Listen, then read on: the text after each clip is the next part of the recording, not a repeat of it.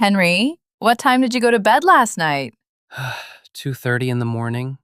2:30? Why so late? I started watching one episode of a show at 9. Just one, and then I fell down the rabbit hole. The rabbit hole? What do you mean? I ended up binge watching 6 episodes. Then I started scrolling on my phone. Then I got hungry and made a sandwich at midnight. By 2 a.m., I was watching videos about how octopuses solve puzzles. Octopuses solving puzzles at 2 in the morning? I don't even know how I got there. One minute I'm watching a cooking show, the next minute I'm learning about cephalopod intelligence. Oh, Henry, your mornings are chaos because your nights are chaos. Tell me about your evening, Emma. Please, I need help. My evenings? They are my favorite part of the day. Calm, organized, and guess what? Zero octopus videos. Teach me your ways. Welcome back to Real People, Real English. I'm Emma. And I'm Henry. If you saw our morning routine episode, welcome back. This is part 2. Today we are describing our evenings. And if you're new here, hello. In this episode, you'll learn 20 new English words and phrases for describing your evening, plus phrasal verbs, time expressions, and 2 role-play scenes. Emma has a beautiful, peaceful evening routine, and I have a disaster. So you'll learn both the right way and the very wrong way. We have 2 secrets hidden in this episode. Secret number 1 is coming in about 10 minutes. It's an evening habit that will transform how you sleep and how you learn English. Yes, both. Secret number 2 is at the end. It's something nobody tells you about evenings, and it changed my life when I finally understood it. So grab a cup of tea, get comfortable, and let's start. Henry, tell us about your disaster evening. Okay, so I get home from work around 7. I'm exhausted. My brain is fried. Wait, that's a great phrase. My brain is fried means you are mentally exhausted. You cannot think anymore. Your brain is so tired it feels cooked. After that long meeting, my brain was fried. I can't do math right now. My brain is fried. I use that phrase every evening. So, my brain is fried, and the first thing I do is collapse on the sofa. Collapse on the sofa means to fall onto the sofa heavily, like you have no energy left. Your body just gives up and lands there. After running the marathon, he collapsed on the sofa. It's a very common phrase. Then I grab the remote. Grab means to take something quickly with your hand. Grab a coffee. Grab the phone. Grab your coat. It implies speed and casualness. And what do you do with the remote? I flip through channels. Flip through means to quickly change things one after another. You flip through TV channels. You flip through the pages of a magazine. You flip through photos on your phone. Quick, fast, not stopping for long. Great phrasal verb. What happens next? I end up picking a show. Last night it was a cooking show. I thought, I'll watch one episode. Famous last words. What does that mean? Famous last words is what you say when someone says they'll only do a little bit of something, but you know they will do much more. It's sarcastic. I'll just eat one chip. Famous last words. I'll go to bed in 5 minutes. Famous last words. That is so accurate. Okay, so after my cooking show, autoplay kicked in. Autoplay kicked in? Autoplay is when the next video or episode starts automatically. You don't click anything, the app just keeps playing. And kicked in means something started working or became active. The medicine finally kicked in and my headache went away. The autoplay kicked in and another episode started. So your TV kept making decisions for you. Exactly. 6 episodes later, I realized I had lost track of time. Lost track of time means you didn't notice how much time passed. I was reading and I lost track of time. Sorry, I'm late. I lost track of time. Then I got up, went to the kitchen, and opened the fridge. Why did you open the fridge? Because I was bored. Not hungry, just bored. I was looking for something to eat even though I wasn't actually hungry. That has a name. It's called boredom eating or mindless snacking. Eating without really thinking about it, just because your brain needs stimulation. I was mindlessly snacking during the movie. She eats out of boredom, not hunger. Mindless snacking. That is me every single night. And then? Then I made a sandwich, ate it on the sofa, spilled crumbs everywhere, went back to my phone, fell down the rabbit hole of octopus videos, and suddenly it was 2:30 a.m. Fall down the rabbit hole means to get deeply involved in something by accident, often on the internet. You start with one small thing and end up somewhere completely unexpected. I went online to buy socks and fell down the rabbit hole of vintage typewriters. I love that phrase, the rabbit hole. It comes from the book Alice in Wonderland. Alice falls down a rabbit hole into a strange world. So every night, my own personal wonderland, except instead of talking rabbits, it's octopus videos. Every night we have a new rabbit hole. Okay, my evening is very different. Let me walk you through it. I'm ready. Teach me your wisdom. I get home from work around 6:30. The first thing I do is change into comfortable clothes. Like pajamas? Not pajamas, something in between.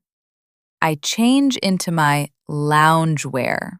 Loungewear is comfortable clothing you wear at home to relax. Not formal, not pajamas, something in the middle. Soft pants, a cozy sweater, warm socks. I love that word, loungewear. Sounds so relaxing. Then I wind down for 30 minutes. Wind down means to slowly relax and calm your energy, like a toy that slowly stops moving. Your mind and body slow down. I need 30 minutes to wind down after work. Winding down before bed helps you sleep better. How do you wind down? I make a cup of herbal tea, chamomile, and I sit by the window for 15 minutes. I don't look at my phone. I don't turn on the TV. I just sit and look outside. You just sit, doing nothing? Not nothing. I'm decompressing. Means to release stress and relax, like air slowly coming out of a balloon. Your body releases the pressure from the day. I need a few minutes to decompress after a stressful meeting. Vacations help us decompress. Decompress. I never heard that word used for feelings, only for pressure. That's exactly where it comes from, pressure releasing. But in English, we use it for emotional and mental pressure too. What's next in your evening? Then I cook dinner. I love cooking. It's my creative time. What do you usually make? Something simple, pasta with vegetables, a stir fry, or a big salad with grilled chicken. Nothing fancy, but homemade. Homemade means made at home, not bought from a restaurant or store. Homemade bread, homemade cookies, homemade pizza. It usually means it's better and healthier than the store-bought version. After dinner, I wash the dishes right away. Right away, not the next morning? Right away. I learned this from my grandmother. She said, "A clean kitchen is a peaceful mind. Don't let tomorrow's problems start tonight." Don't let tomorrow's problems start tonight. That's beautiful.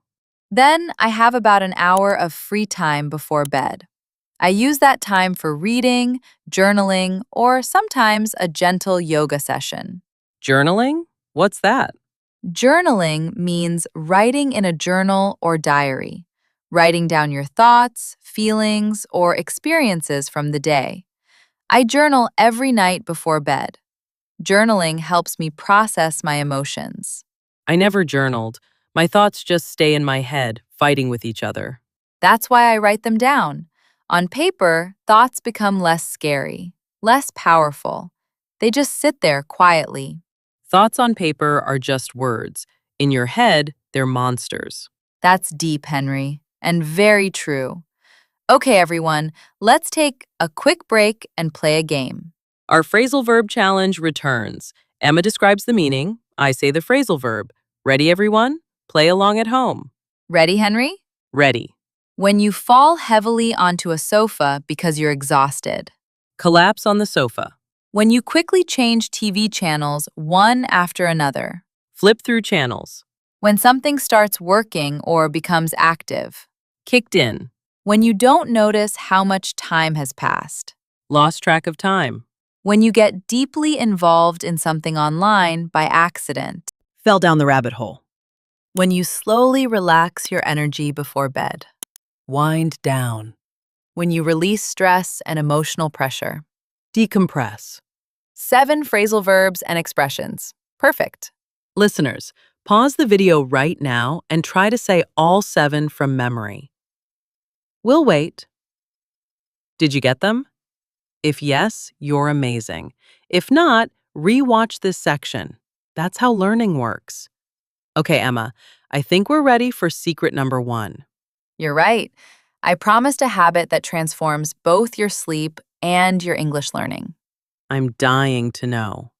The secret habit is listen to an English podcast or audiobook while you fall asleep. What? Learn while sleeping? Not exactly learning while sleeping, but something very powerful. When you listen to English in those final 15 or 20 minutes before sleep, your brain absorbs the sounds, the rhythms, and the patterns. Your brain keeps processing the language even as you drift off. Drift off is a beautiful phrasal verb.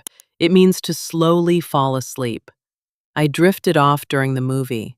She drifted off on the plane, like a boat floating gently away. Exactly.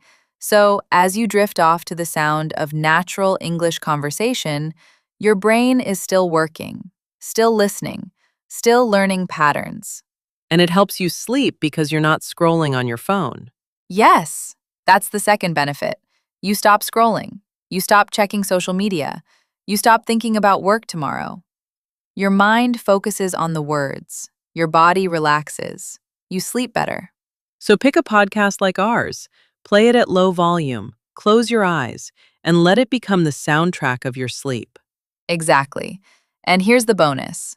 Even if you don't remember every word, your ear gets used to the sound of English. After a few weeks, English will start to feel familiar, natural, like home. English starts to feel like home. I love that. It will. Just try it for 1 week. Pick any English podcast you enjoy. Play it quietly. Fall asleep to it. And notice how different you feel after 7 days. Okay, time for our first role play. Let's set the scene. A Friday evening.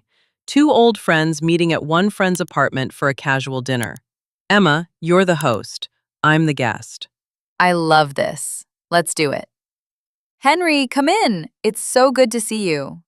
Emma, thanks for having me over. Something smells amazing.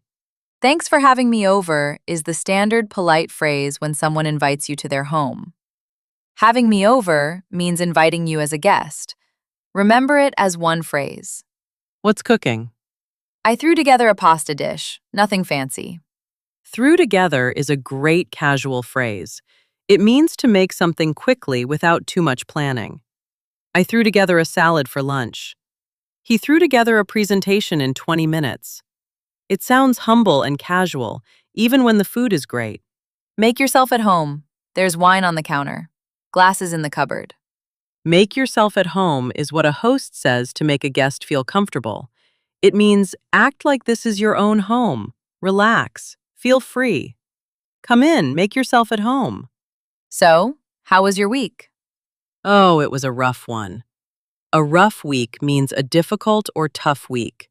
I had a rough day at work. It's been a rough month for her. What happened? My project at work fell through. Fell through is another great phrasal verb. It means a plan failed or didn't happen. The deal fell through at the last minute. Our vacation plans fell through. The opposite of worked out. Yeah, the client pulled out of the deal. Means they withdrew or stopped being involved. He pulled out of the race. The company pulled out of the contract. It means leaving or removing yourself from something. I'm so sorry. That really sucks. Thanks. I'm trying not to dwell on it. Dwell on means to think about something too much. usually something negative. Don't dwell on the past. He dwells on every little mistake. Moving on is the opposite. So, tell me your news. What's happening with you? Well, I've been thinking about taking up painting. Take up means to start a new hobby or activity. She took up yoga last year. I took up cooking during the pandemic. Have you ever thought about taking up a musical instrument? I bought some canvases and paints last weekend. That's awesome. I'm terrible at art. I can barely draw a stick figure. Well, let's make a deal. I'll teach you painting. You teach me how to cook a fried egg without burning it. Deal. Although my fried eggs are also dangerous. Then we're both doomed. Doomed means there is no hope. We will definitely fail. Used mostly humorously. If it rains on our picnic, we're doomed. It's dramatic and funny. Let's look at more beautiful evening vocabulary you can use in your daily life. First, catch up. When you meet a friend you haven't seen in a while and you share news, let's catch up over coffee. I need to catch up with Sarah this weekend. Second, turn in. An old-fashioned but still common way to say, go to bed. I'm going to turn in early tonight. He turned in at 10 o'clock. Third, cozy. Warm, comfortable, and inviting. Not just physical temperature, but emotional feeling. The living room feels cozy with candles. Let's stay home and have a cozy night. Fourth, nightcap. A small alcoholic drink before bed. A glass of wine, whiskey, or a cocktail. I'll have one nightcap before I sleep. It's a classic expression. Fifth, call it a night. Decide that the evening is over.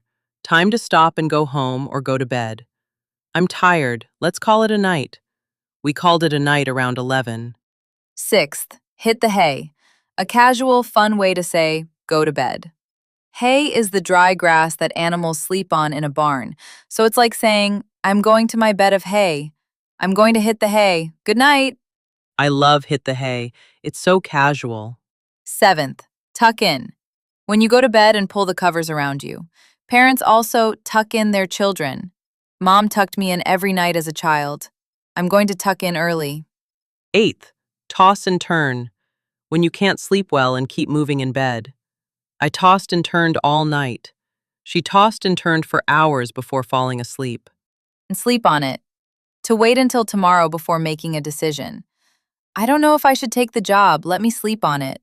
It gives your brain time to process. And 10th, bright and early.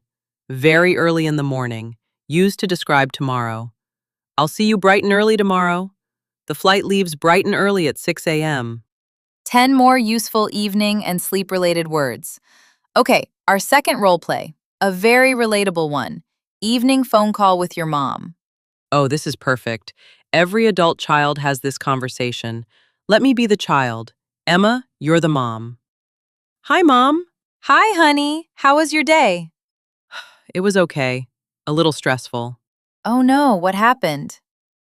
Just a long meeting, and my project fell through. What do you mean fell through? The client pulled out. All my work, gone. Oh, honey, I'm so sorry. Are you okay? Yeah, I'll be fine. I'm just drained. Drained is a powerful word. It means completely out of energy, like a battery at 0%. I feel drained after that workout. Emotional conversations drain me. Did you eat dinner?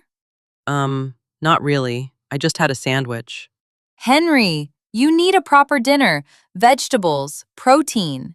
Mom, I'm 30 years old. You'll always be my baby. Are you taking care of yourself? Take care of yourself is a common phrase that means look after your health and well-being. Sleep enough, eat well, exercise, manage stress.